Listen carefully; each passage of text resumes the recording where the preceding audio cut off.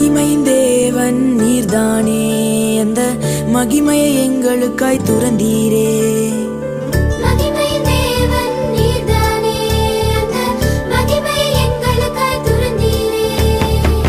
மாட்டு தொழுவத்தில் பிறந்தீரே, எங்க மனசுல குடியேற வந்தீரே.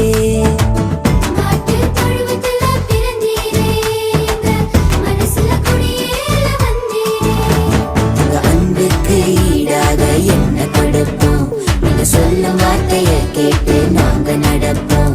உங்க அன்புக்கு ஈடாக என்ன கொடுப்போம்? நீங்க சொல்லும் வார்த்தையை கேட்டு நாங்க நடப்போம்.